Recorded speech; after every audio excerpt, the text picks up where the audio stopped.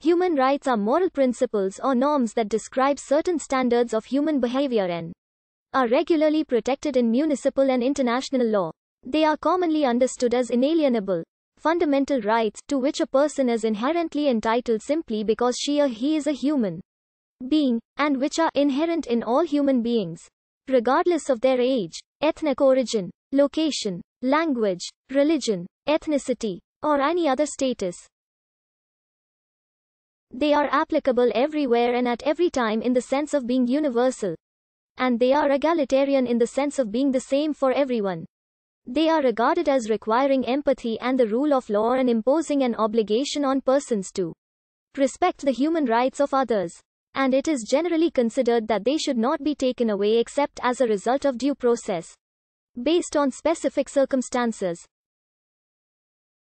The doctrine of human rights has been highly influential within international law and global and regional institutions. Actions by states and non-governmental organizations form a basis of public policy worldwide.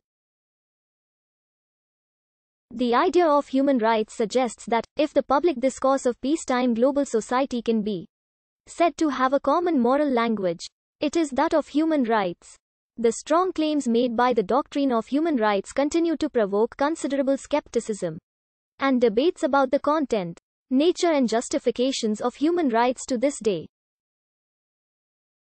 The precise meaning of the term right is controversial and is the subject of continued philosophical debate. While there is consensus that human rights encompasses a wide variety of rights such as the right to a fair trial, protection against enslavement, prohibition of genocide, free speech or a right to education, there is disagreement about which of these particular rights should be included within the general framework of human rights. Some thinkers suggest that human rights should be a minimum requirement to avoid the worst case abuses, while others see it as a higher standard.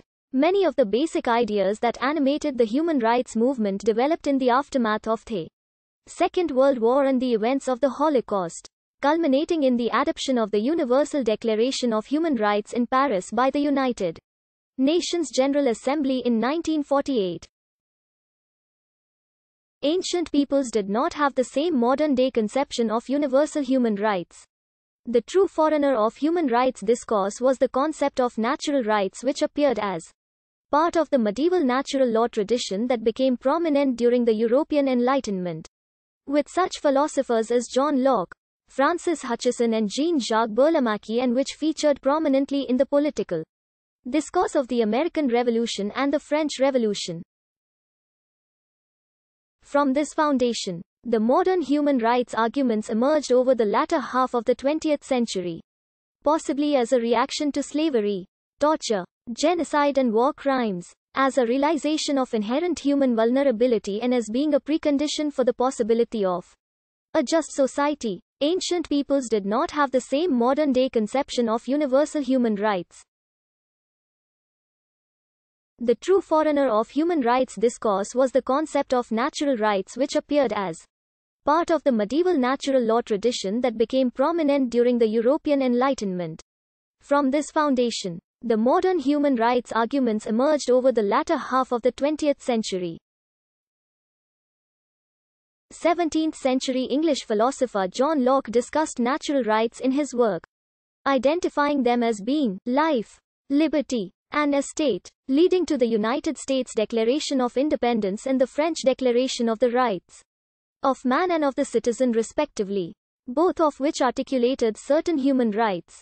Additionally, the Virginia Declaration of Rights of 1776 encoded into law a number of fundamental civil rights and civil freedoms. We hold these truths to be self-evident, that all men are created equal, that they are endowed by their Creator with certain unalienable rights, that among these are life, liberty and the pursuit of happiness. Philosophers such as Thomas Paine, John Stuart Mill and Hegel expanded on the theme of universality during the 18th and 19th centuries.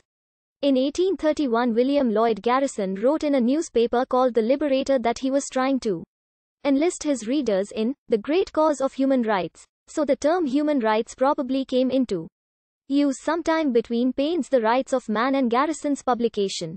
In 1849, a contemporary, Henry David Thoreau, wrote about human rights in his treatise on the duty of civil disobedience, which was later influential on human rights and civil rights thinkers. United States Supreme Court Justice David Davis, in his 1867 opinion for ex parte Milligan, wrote, "By the protection of the law, human rights are secured. Withdraw that protection and they are at the mercy of wicked rulers or the clamor of an excited people." Many Gr.